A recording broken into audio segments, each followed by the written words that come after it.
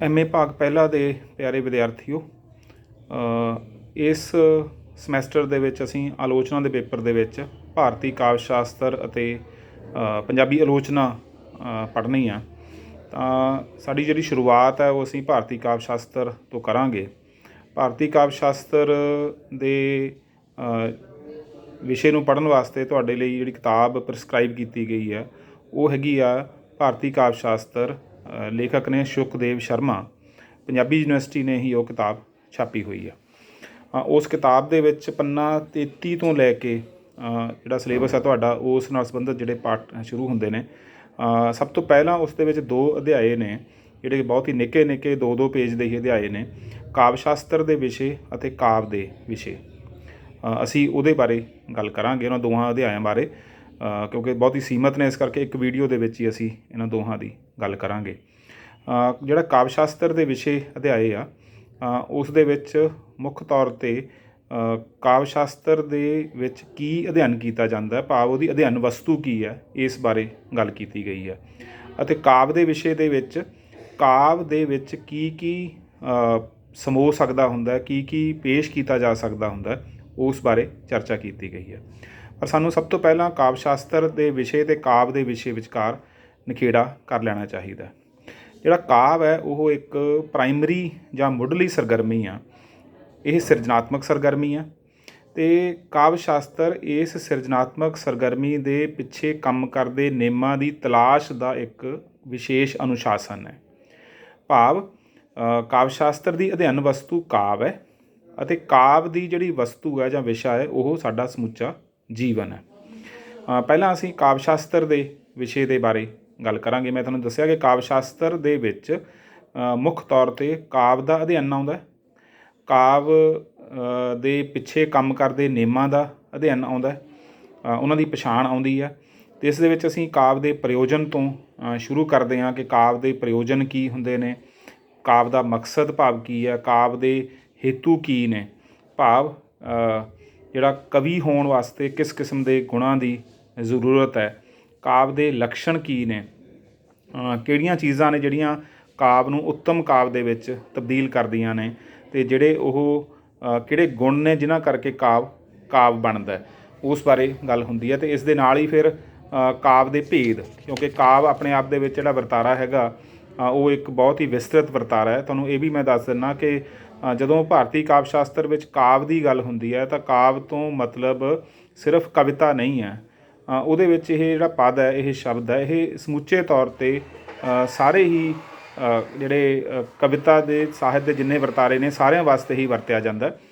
ਜਿਵੇਂ ਨਾਟਯ ਸ਼ਾਸਤਰ ਵਾਸਤੇ ਵੀ, ਨਾਟ ਵਾਸਤੇ ਵੀ ਉਸ ਸਮੇਂ ਕਾਵਿ ਸ਼ਬਦ ਵਰਤਿਆ ਜਾਂਦਾ ਸੀ। ਅਤੇ ਗਦ ਕਾਵਿ, ਪਦ ਕਾਵਿ, ਇਸ ਤਰ੍ਹਾਂ ਦੀਆਂ ਜਿਹੜੀਆਂ ਵੰਨਗੀਆਂ ਨੇ ਉਹ ਸਾਰੀਆਂ ਹੀ ਕਾਵਿ ਦੇ ਤਹਿਤ ਹੀ ਆਉਂਦੀਆਂ ਨੇ। ਇਸੇ ਤਰ੍ਹਾਂ ਨਾਲ ਸ਼ਬਦ ਅਤੇ ਅਰਥ ਅਤੇ ਉਹਨਾਂ ਦੀਆਂ ਜਿਹੜੀਆਂ ਵ੍ਰਿੱਤੀਆਂ ਨੇ, ਜਿਹਨੂੰ ਅਸੀਂ ਸ਼ਬਦ ਸ਼ਕਤੀਆਂ ਦੇ ਨਾਮ ਨਾਲ ਵੀ ਜਾਣਦੇ ਹਾਂ, ਉਹ ਵੀ ਕਾਵਿ ਸ਼ਾਸਤਰ ਦੇ ਵਿਸ਼ੇ ਦੇ ਵਿੱਚ ਆਉਂਦਾ ਹੈ। ਨਾਟਯ ਸੰਬੰਧੀ ਤੱਤ, ਨਾਟਕ ਆਪਣੇ ਆਪ ਦੇ ਵਿੱਚ ਬਹੁਤ ਹੀ ਵਿਸਤ੍ਰਿਤ ਵਿਸ਼ਾ ਹੈ ਅਤੇ ਨਾਟਕ ਸੰਬੰਧੀ ਜਿਹੜੇ ਤੱਤ ਨੇ ਉਹਨਾਂ ਨੂੰ ਵੀ ਅਸੀਂ ਕਾਵਿ ਸ਼ਾਸਤਰ ਦੇ ਵਿਸ਼ਿਆਂ ਦੇ ਵਿੱਚ ਲੈ ਕੇ ਆਉਂਦੇ ਹਾਂ, ਕਿਉਂਕਿ ਨਾਟ ਦੇ ਤੱਤ ਕੀ ਨੇ, ਨਾਟ ਦੇ ਭੇਦ ਕੀ ਨੇ, ਨਾਟ ਦੀਆਂ ਜਿਹੜੀਆਂ ਵੱਖ-ਵੱਖ ਵੰਨਗੀਆਂ ਨੇ ਉਹਨਾਂ ਬਾਰੇ ਜਿਹੜੀ ਚਰਚਾ ਹੈਗੀ ਆ ਉਹ ਕਾਵਿ ਸ਼ਾਸਤਰ ਦੇ ਵਿੱਚ ਕੀਤੀ ਜਾਂਦੀ ਹੈ। ਇਸੇ ਤਰ੍ਹਾਂ ਨਾਲ ਰਸ, ਅਲੰਕਾਰ, ਰੀਤੀ, ਧੁਨੀ, ਵਕਰੋਕਤੀ ਅਤੇ ਔਚਿਤਯ, ਇਹ 6 ਸੰਪਰਦਾਵਾਂ ਨੇ ਜਿਹੜੀਆਂ ਕਾਵਿ ਸ਼ਾਸਤਰ ਦੇ ਵਿੱਚ ਮੁੱਖ ਤੌਰ 'ਤੇ ਆਉਂਦੀਆਂ ਨੇ। ਇਹਨਾਂ ਸੰਪਰਦਾਵਾਂ ਬਾਰੇ ਵਿਚਾਰ ਵੀ ਕਾਵਿ ਸ਼ਾਸਤਰ ਦੇ ਵਿੱਚ ਹੁੰਦਾ ਹੈ। ਸੰਪਰਦਾਵਾਂ ਤੋਂ ਇੱਥੇ ਭਾਵ ਹੈ ਜਿਹੜੇ ਸਾਡੇ ਜੇ ਕਹੀਏ ਕਿ ਸਕੂਲ ਆਫ ਥਾਟ, ਕਾਵਿ ਸ਼ਾਸਤਰ ਜਿਹੜਾ ਹੈ, ਭਾਰਤੀ ਕਾਵਿ ਸ਼ਾਸਤਰ ਹੈ, ਉਸ ਦੇ ਵਿੱਚ ਕਈ ਸਾਰੇ ਸਕੂਲ ਆਫ ਥਾਟ ਨੇ, ਕਈ ਸਾਰੇ ਵੱਖਰੇ ਵੱਖਰੇ ਵਿਚਾਰ ਨੇ ਕਾਵਿ ਦੀ ਪਰਿਭਾਸ਼ਾ ਨੂੰ ਲੈ ਕੇ, ਕਿ ਕਾਵਿ ਦੇ ਵਿੱਚ ਕੇਂਦਰੀ ਤੱਤ ਕੀ ਹੈ ਜਾਂ ਕਾਵਿ ਦੀ ਆਤਮਾ ਕੀ ਹੈ। ਇਸ ਗੱਲ ਨੂੰ ਲੈ ਕੇ ਵੱਖਰੇ ਵੱਖਰੇ ਸਕੂਲ ਨੇ। ਕਾਵਿ ਦੀ ਆਤਮਾ ਆਪਣੇ ਆਪ ਦੇ ਵਿੱਚ ਕਾਵਿ ਸ਼ਾਸਤਰ ਦਾ ਵਿਸ਼ਾ ਵੀ ਹੈ ਸਮੁੱਚੇ ਤੌਰ 'ਤੇ। ਅਤੇ ਇਸ ਵਿਸ਼ੇ ਨੂੰ ਲੈ ਕੇ 6 ਜਿਹੜੇ ਸੰਪਰਦਾਇ ਨੇ ਜਾਂ 6 ਸਕੂਲ ਨੇ ਉਹ ਹੋਂਦ ਦੇ ਵਿੱਚ ਆਉਂਦੇ ਨੇ, ਜਿਨ੍ਹਾਂ ਵਿੱਚ ਸਭ ਤੋਂ ਪਹਿਲਾਂ ਰਸ ਸੰਪਰਦਾਇ ਹੋਂਦ 'ਚ ਆਉਂਦੀ ਹੈ, ਜਿਸ ਦੇ ਵਿੱਚ ਰਸ ਨੂੰ ਕਾਵਿ ਦੀ ਆਤਮਾ ਮੰਨਿਆ ਗਿਆ। ਇਸੇ ਤਰ੍ਹਾਂ ਨਾਲ ਰਸ ਸੰਪਰਦਾਇ ਦੇ ਨਾਲ ਜੁੜੇ ਹੋਏ ਜਿਹੜੇ ਭਰਤ ਮੁਨੀ ਨੇ, ਉਹ ਨਾਟਕ ਦੇ ਵਿੱਚ ਰਸ ਦੀ ਪ੍ਰਤੀਤੀ ਕਿਵੇਂ ਹੁੰਦੀ ਹੈ ਇਸ ਬਾਰੇ ਬਹੁਤ ਹੀ ਵਿਸਤ੍ਰਿਤ ਚਰਚਾ ਕਰਦੇ ਨੇ, ਨਾਟਕ ਦੀਆਂ ਵੰਨਗੀਆਂ ਦੀ ਚਰਚਾ ਕਰਦੇ ਨੇ, ਪਰ ਉਹ ਰਸ ਨੂੰ ਕਾਵਿ ਦੀ ਆਤਮਾ ਰੂਪ ਮੰਨਦੇ ਨੇ। ਇਸੇ ਤਰ੍ਹਾਂ ਨਾਲ ਭਾਮਾ, ਆਚਾਰੀਆ ਭਾਮਾ ਜਿਹੜੇ ਨੇ ਉਹ ਅਲੰਕਾਰ ਨੂੰ ਕਾਵਿ ਦੀ ਆਤਮਾ ਮੰਨਦੇ ਨੇ, ਆਚਾਰੀਆ ਵਾਮਨ ਰੀਤੀ ਨੂੰ ਕਾਵਿ ਦੀ ਆਤਮਾ ਮੰਨਦੇ ਨੇ। ਆਚਾਰੀਆ ਆਨੰਦਵਰਧਨ ਧੁਨੀ ਨੂੰ ਕਾਵਿ ਦੀ ਆਤਮਾ ਮੰਨਦੇ ਨੇ। ਆਚਾਰੀਆ ਕੁੰਤਕ ਵਕਰੋਕਤੀ ਨੂੰ ਕਾਵਿ ਦੀ ਆਤਮਾ ਮੰਨਦੇ ਨੇ ਅਤੇ ਆਚਾਰੀਆ ਕਸ਼ੇਮੇਂਦਰ ਔਚਿਤਯ ਨੂੰ ਕਾਵਿ ਦੀ ਆਤਮਾ ਮੰਨਦੇ ਨੇ। ਇਹ 6 ਜਿਹੜੇ ਸਕੂਲ ਨੇ, ਇਹਨਾਂ ਸਕੂਲਾਂ ਦੇ ਵਿੱਚ ਕਾਵਿ ਦੀ ਆਤਮਾ ਨੂੰ ਲੈ ਕੇ ਅਤੇ ਹੋਰ ਕਾਵਿ ਦੇ ਤੱਤਾਂ ਨੂੰ ਲੈ ਕੇ ਜੋ ਚਰਚਾ ਹੋਈ ਹੈ ਉਹ ਵੀ ਕਾਵਿ ਸ਼ਾਸਤਰ ਦਾ ਵਿਸ਼ਾ ਹੈ। ਕਾਵਿ ਦੀ ਆਤਮਾ ਤੁਹਾਨੂੰ ਮੈਂ ਜਿਵੇਂ ਦੱਸ ਚੁੱਕਿਆ ਆਪਣੇ ਆਪ ਦੇ ਵਿੱਚ ਵਿਸ਼ਾ ਹੈ। ਫਿਰ ਕਾਵਿਗਤ ਦੋਸ਼ ਅਤੇ ਕਾਵਿਗਤ ਗੁਣ, ਕਿਉਂਕਿ ਜਦੋਂ ਕਵਿਤਾ ਦਾ ਅਸੀਂ ਵਿਸ਼ਲੇਸ਼ਣ ਕਰਦੇ ਹਾਂ ਉਹਦੇ 'ਚ ਉੱਤਮ, ਮੱਧਮ ਅਤੇ ਅਧਮ ਜਿਹੜੀ ਕਵਿਤਾ ਹੈਗੀ ਆ ਉਸ ਦਾ ਨਿਰਣਾ ਕਰਨ ਵਾਸਤੇ ਅਸੀਂ ਉਸ ਦੇ ਗੁਣਾਂ ਅਤੇ ਦੋਸ਼ਾਂ ਦਾ ਵਿਸ਼ਲੇਸ਼ਣ ਕਰਦੇ ਹਾਂ। ਗੁਣ ਉਹ ਚੀਜ਼ਾਂ ਹੁੰਦੀਆਂ ਨੇ ਜਿਹੜੀਆਂ ਕਿ ਕਾਵਿ ਦੀ ਸੁੰਦਰਤਾ ਨੂੰ ਵਧਾਉਣ ਵਾਲੀਆਂ ਚੀਜ਼ਾਂ ਨੇ, ਉਹ ਲੱਛਣ ਨੇ ਜਿਹੜੇ ਕਾਵਿ ਦੀ ਸੁੰਦਰਤਾ ਨੂੰ ਵਧਾਉਂਦੇ ਨੇ। ਅਤੇ ਦੋਸ਼ ਦੇ ਵਿੱਚ ਜਿਹੜੇ ਕਾਵਿ ਦੀ ਖੂਬਸੂਰਤੀ ਨੂੰ ਨੁਕਸਾਨ ਪਹੁੰਚਾਉਣ ਵਾਲੇ ਭਾਸ਼ਾਈ ਤੱਤ ਹੁੰਦੇ ਨੇ, ਉਹਨਾਂ ਨੂੰ ਅਸੀਂ ਕਾਵਿ ਦੋਸ਼ਾਂ ਦੇ ਵਿੱਚ ਗਿਣਦੇ ਹਾਂ। ਇਸ ਤਰ੍ਹਾਂ ਨਾਲ ਇਹ 15 ਵਿਸ਼ੇ ਬਣ ਜਾਂਦੇ ਨੇ ਕਾਵਿ ਦੇ ਪ੍ਰਯੋਜਨ ਤੋਂ ਸ਼ੁਰੂ ਕਰਕੇ ਕਾਵਿ ਦੇ ਦੋਸ਼ਾਂ ਤੱਕ, ਕਾਵਿ ਦੇ ਗੁਣਾਂ ਤੱਕ, ਜਿਹੜੇ ਕਾਵਿ ਸ਼ਾਸਤਰ ਦੇ ਵਿੱਚ ਆਉਂਦੇ ਨੇ। ਇੱਕ ਵਾਰ ਮੈਂ ਦੁਬਾਰਾ ਦੁਹਰਾ ਦਿੰਦਾ ਕਿ ਕਾਵਿ ਸ਼ਾਸਤਰ ਦਾ ਵਿਸ਼ਾ ਸਮੁੱਚੇ ਤੌਰ 'ਤੇ ਕਾਵਿ ਦਾ ਜਿਹੜਾ ਸਮੁੱਚਾ ਵਰਤਾਰਾ, ਉਸ ਦੇ ਪਿੱਛੇ ਕੰਮ ਕਰਨ ਵਾਲੇ ਨਿਯਮਾਂ ਦੀ ਪਛਾਣ ਕਰਨੀ ਅਤੇ ਜੋ ਕਾਵਿ ਦੀ ਸਿਰਜਣਾ ਹੈਗੀ ਆ ਉਸ ਦੇ ਪ੍ਰਯੋਜਨ ਅਤੇ ਉਸ ਦੀ ਸਮੁੱਚੇ ਤੌਰ 'ਤੇ ਜੋ ਉਹਦੇ ਵਿੱਚ ਗੁਣ ਦੋਸ਼ ਨੇ, ਉਹਦੇ ਵਿੱਚ ਜਿਹੜੇ ਤੱਤ ਨੇ, ਉਹਨਾਂ ਦਾ ਵਿਵੇਚਨ ਕਰਨਾ ਕਾਵਿ ਸ਼ਾਸਤਰ ਦਾ ਵਿਸ਼ਾ ਹੈ। ਹੁਣ ਅਸੀਂ ਗੱਲ ਕਰਦੇ ਹਾਂ ਕਾਵਿ ਦੇ ਵਿਸ਼ੇ ਦੀ। ਕਾਵਿ ਦੇ ਵਿਸ਼ੇ ਵਾਸਤੇ ਭਾਰਤੀ ਕਾਵਿ ਸ਼ਾਸਤਰੀਆਂ ਨੇ ਸਭ ਤੋਂ ਪਹਿਲੀ ਅਤੇ ਮਹੱਤਵਪੂਰਨ ਚੀਜ਼ ਕਹੀ ਹੈ, ਉਹ ਹੈ ਕਿ ਕਾਵਿ ਸਾਰਵਰਣਿਕ ਹੁੰਦਾ ਹੈ। ਸਾਰਵਰਣਿਕ ਦਾ ਮਤਲਬ ਹੈ ਕਿ ਸਾਰੇ ਵਰਣਾਂ ਦਾ ਜੀਵਨ ਕਾਵਿ ਦੇ ਵਿੱਚ ਸਮੋ ਸਕਦਾ ਹੁੰਦਾ ਹੈ। ਕੋਈ ਵੀ ਜ਼ਿੰਦਗੀ ਦਾ ਅਜਿਹਾ ਪਹਿਲੂ ਨਹੀਂ ਹੈ, ਕੋਈ ਕਿਸੇ ਵੀ ਵਰਣ ਦੀ ਜ਼ਿੰਦਗੀ ਦਾ ਅਜਿਹਾ ਪਹਿਲੂ ਨਹੀਂ ਹੈ ਕੋਈ ਜਿਹੜਾ ਕਾਵਿ ਦੇ ਵਿੱਚ ਸਮੋ ਨਾ ਸਕਦਾ ਹੋਵੇ। ਇਹਦਾ ਮਤਲਬ ਕਵਿਤਾ ਜਿਹੜੀ ਹੈ ਉਸ ਦੇ ਵਿੱਚ ਕਿਸੇ ਵਿਸ਼ੇਸ਼ ਇੱਕ ਵਰਗ ਜਾਂ ਵਰਣ ਦੇ ਜੀਵਨ ਦਾ ਜਾਂ ਉਸ ਦੇ ਅਨੁਭਵ ਦਾ ਜਾਂ ਉਸ ਦੇ ਭਾਵਾਂ ਦਾ ਪ੍ਰਗਟਾਵਾ ਹੀ ਨਹੀਂ ਹੁੰਦਾ, ਸਗੋਂ ਇਹ ਸਾਰਵਰਣਿਕ ਹੈ। ਇਹ ਗੱਲ ਨਾਟਕ ਬਾਰੇ ਵਿਸ਼ੇਸ਼ ਤੌਰ 'ਤੇ ਭਰਤ ਮੁਨੀ ਦੇ ਨਾਟਕ ਸ਼ਾਸਤਰ ਬਾਰੇ ਕਹੀ ਜਾਂਦੀ ਹੈ ਕਿ ਜਿਹੜਾ ਨਾਟਕ ਹੁੰਦਾ ਉਹ ਇੱਕ ਤਰ੍ਹਾਂ ਦੀ ਸਾਰਵਰਣਿਕ ਵਿਧਾ ਹੈ, ਜਿਸ ਦੇ ਵਿੱਚ ਤਮਾਮ ਕਿਸਮ ਦੇ ਜਿਹੜੇ ਜੀਵਨ ਦੇ ਵੱਖਰੇ ਵੱਖਰੇ ਖੇਤਰ ਨੇ, ਉਹਨਾਂ ਨਾਲ ਸੰਬੰਧਿਤ ਅਤੇ ਵੱਖਰੇ ਵੱਖਰੇ ਵਰਨ ਨੇ ਜਿਹੜੇ, ਕਿਉਂਕਿ ਸਾਡੀ ਜਿਹੜੀ ਵਿਵਸਥਾ ਹੈਗੀ ਉਹ ਵਰਨ ਵਿਵਸਥਾ ਹੈ। ਅਸੀਂ ਅਕਸਰ ਕਰਕੇ ਇਹ ਮੰਨ ਲੈਂਦੇ ਹਾਂ ਕਿ ਸ਼ਾਇਦ ਸਾਡਾ ਜਿਹੜਾ ਭਾਰਤੀ ਸਾਡੀ ਸੰਸਕ੍ਰਿਤ ਪਰੰਪਰਾ ਹੈਗੀ ਆ ਉਹਦੇ ਵਿੱਚ ਕਿਸੇ ਵਿਸ਼ੇਸ਼ ਵਰਨ ਦੇ ਜੀਵਨ ਦੇ ਉੱਪਰ ਹੀ ਬਲ ਦਿੱਤਾ ਗਿਆ ਹੋਊਗਾ, ਪਰ ਭਾਰਤੀ ਕਾਵਿ ਸ਼ਾਸਤਰ ਅਤੇ ਵਿਸ਼ੇਸ਼ ਕਰਕੇ ਨਾਟਯ ਸ਼ਾਸਤਰ ਇਹ ਮੰਨ ਕੇ ਚੱਲਦਾ ਹੈ ਕਿ ਹਰ ਵਰਨ ਦਾ ਜਿਹੜਾ ਜੀਵਨ ਹੈ ਉਹ ਕੇਂਦਰ ਦੇ ਵਿੱਚ ਰਹੂਗਾ। ਹਰ ਵਰਨ ਦਾ ਜੀਵਨ ਸਾਹਿਤ ਦਾ ਵਿਸ਼ਾ ਬਣ ਸਕਦਾ ਹੈ। ਕੋਈ ਇਹੋ ਜਿਹਾ ਵਰਨ ਨਹੀਂ ਹੈ ਜਿਹੜਾ ਸਾਹਿਤ ਦੇ ਵਿੱਚ ਪ੍ਰਗਟ ਨਹੀਂ ਹੋ ਸਕਦਾ, ਜਿਸ ਦੇ ਜੀਵਨ ਨੂੰ ਸਾਹਿਤ ਦੇ ਵਿੱਚ ਪ੍ਰਗਟ ਨਹੀਂ ਕੀਤਾ ਜਾ ਸਕਦਾ। ਇਸੇ ਤਰ੍ਹਾਂ ਨਾਲ ਅਗਲੀ ਜਿਹੜੀ ਚੀਜ਼ ਹੈਗੀ ਆ ਕਿ ਜਿਹੜੀ ਸਾਹਿਤ ਕਲਾ ਹੈਗੀ ਆ ਇਹਦੇ ਵਿੱਚ ਬਹੁਤ ਸਾਰੀਆਂ ਕਲਾਵਾਂ ਵੀ ਇਸ ਦੇ ਵਿੱਚ ਸ਼ਾਮਿਲ ਹੋ ਸਕਦੀਆਂ ਨੇ। ਕਿ ਸਾਹਿਤ ਕਲਾ ਦੇ ਵਿੱਚ ਸੰਗੀਤ ਵੀ ਹੈ, ਉਹਦੇ ਵਿੱਚ ਚਿੱਤਰ ਕਲਾ ਵੀ ਹੈ, ਉਹਦੇ ਵਿੱਚ ਮੂਰਤੀ ਕਲਾ ਵੀ ਹੈ, ਉਹਦੇ ਵਿੱਚ ਨ੍ਰਿਤ ਕਲਾ ਵੀ ਹੈ, ਉਹਦੇ ਵਿੱਚ ਅਭਿਨੈ ਕਲਾ ਵੀ ਹੈ, ਉਹਦੇ ਵਿੱਚ ਸਾਡੀਆਂ ਜਿਹੜੀਆਂ ਗਿਆਨ ਇੰਦਰੀਆਂ ਨੇ ਉਹਨਾਂ ਦੇ ਰਾਹੀਂ ਜੋ ਵੀ ਅਨੁਭਵ ਕੀਤਾ ਜਾ ਸਕਦਾ, ਜਿਹੜੀਆਂ ਕਲਾਵਾਂ ਜਿਸ ਵੀ ਗਿਆਨ ਇੰਦਰੀ ਨੂੰ ਸੰਤੁਸ਼ਟ ਕਰਨ ਦਾ ਕਾਰਜ ਕਰਦੀਆਂ ਨੇ, ਉਹ ਸਾਰੀਆਂ ਕਲਾਵਾਂ ਕਿਸੇ ਨਾ ਕਿਸੇ ਰੂਪ ਦੇ ਵਿੱਚ ਸਾਹਿਤ ਵਿੱਚ ਮੌਜੂਦ ਜਾਂ ਕਾਵਿ ਦੇ ਵਿੱਚ ਮੌਜੂਦ ਹੁੰਦੀਆਂ ਨੇ। ਉਹਨਾਂ ਦਾ ਵਿਵਰਣ ਵੀ ਜਿਹੜਾ ਹੈਗਾ ਉਹ ਵਿਸ਼ੇ ਦੇ ਤੌਰ 'ਤੇ ਵੀ ਕਾਵਿ ਦੇ ਵਿੱਚ ਆ ਸਕਦਾ ਹੁੰਦਾ। ਅਗਲੀ ਜਿਹੜੀ ਚੀਜ਼ ਹੈਗੀ ਆ ਉਸ ਦਾ ਸੰਬੰਧ ਹੈ ਕਿ ਜਿਹੜਾ ਕੁਝ ਜੀਵਨ 'ਚ ਦਿਖਦਾ ਜਾਂ ਜੋ ਮੌਜੂਦ ਹੈ ਉਹ ਤਾਂ ਹੈ ਹੀ, ਉਹ ਵੀ ਕਾਵਿ ਦੇ ਵਿੱਚ ਆ ਸਕਦਾ ਹੁੰਦਾ। ਜੋ ਜੀਵਨ ਦੇ ਵਿੱਚ ਮੌਜੂਦ ਨਹੀਂ ਹੈ ਉਸ ਦੀ ਕਲਪਨਾ ਵੀ ਕਵੀ ਕਰ ਸਕਦਾ ਹੁੰਦਾ। ਅਤੇ ਇਸ ਲਿਹਾਜ਼ ਨਾਲ ਜਿਹੜਾ ਕਵੀ ਦਾ ਰੁਤਬਾ ਹੈਗਾ ਉਹ ਸਰਬ ਗਿਆਤਾ ਪ੍ਰਮਾਤਮਾ ਵਰਗਾ ਰੁਤਬਾ ਭਾਰਤੀ ਕਾਵਿ ਸ਼ਾਸਤਰ ਦੇ ਵਿੱਚ ਮੰਨਿਆ ਗਿਆ।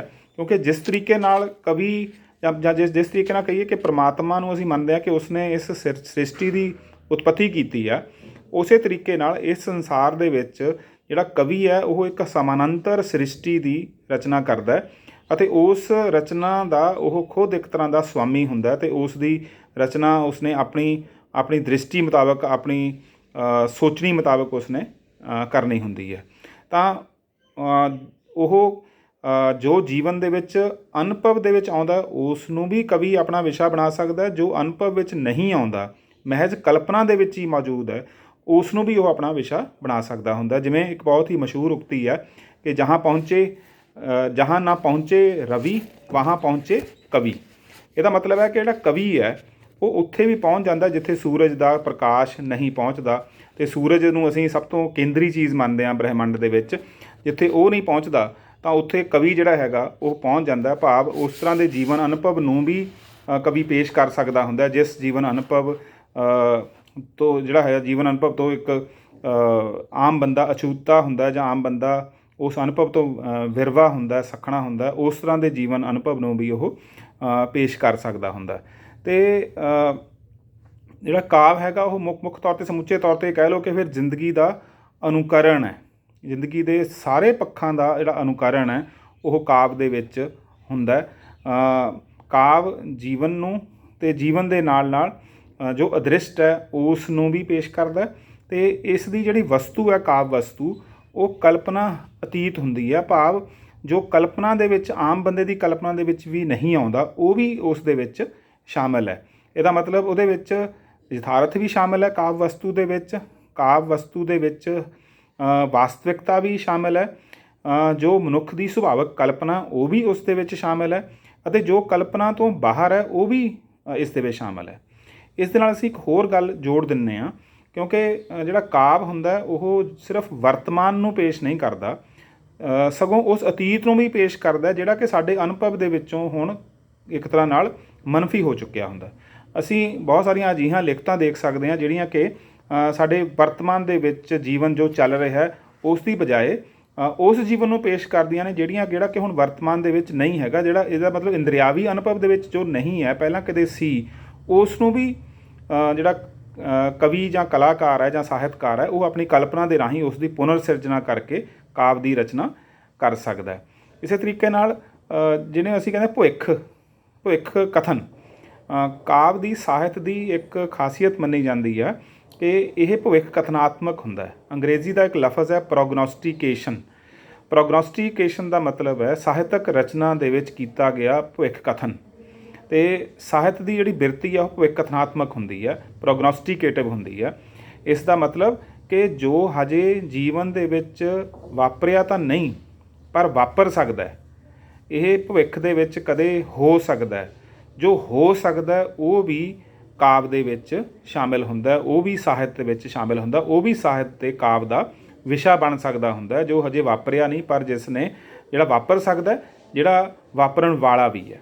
ਪ੍ਰੋਬੇਬਿਲਿਟੀ ਅਤੇ ਪੋਸੀਬਿਲਿਟੀ ਦੇ ਨੇਮ ਅਸੀਂ ਸੰਭਵ ਅਤੇ ਸੰਭਾਵਿਤਾ ਦੇ ਨੇਮ ਦੀ ਗੱਲ ਕਰਦੇ ਹਾਂ ਕਿ ਜੋ ਸੰਭਵ ਹੈ ਹੋ ਸਕਦਾ ਉਹ ਵੀ, ਜੋ ਹੋਣ ਵਾਲਾ ਹੈ ਉਹ ਵੀ ਸਾਹਿਤ ਦੇ ਵਿੱਚ ਆ ਸਕਦਾ ਹੁੰਦਾ। ਇਸੇ ਕਰਕੇ ਜਦੋਂ ਅਸੀਂ ਸਮਾਜਵਾਦੀ ਯਥਾਰਥਵਾਦ ਦੀ ਗੱਲ ਕਰਦੇ ਹਾਂ ਤਾਂ ਸਮਾਜਵਾਦੀ ਯਥਾਰਥਵਾਦ ਦੀ ਜਿਹੜੀ ਸਾਹਿਤਕ ਵਿਧੀ ਹੈ ਉਸ ਦਾ ਜਿਹੜਾ ਕਹੀਏ ਕਿ ਉਸ ਦਾ ਰੁਝਾਨ ਇਸ ਗੱਲ ਵੱਲ ਹੁੰਦਾ ਕਿ ਜੋ ਜੀਵਨ ਭਵਿੱਖ ਦੇ ਵਿੱਚ ਸਥਾਪਿਤ ਹੋਣ ਜਾ ਰਿਹਾ ਹੈ ਉਸ ਜੀਵਨ ਦੀ ਕਲਪਨਾ ਉਸ ਵਿਧੀ ਦੇ ਵਿੱਚ ਇੱਕ ਤਰ੍ਹਾਂ ਨਾਲ ਉਸ ਸਾਹਿਤਕ ਰਚਨਾ ਦੇ ਵਿੱਚ ਜਿਹੜੀ ਹੈਗੀ ਆ ਕੀਤੀ ਜਾਂਦੀ ਹੈ। ਇਸ ਲਈ ਜਿਹੜਾ ਕਵੀ ਹੈ ਉਹ ਇੱਕ ਭਵਿੱਖ ਕਥਨ ਕਰਨ ਵਾਲਾ ਜਾਂ ਭਵਿੱਖ ਵਕਤਾ ਵੀ ਹੁੰਦਾ।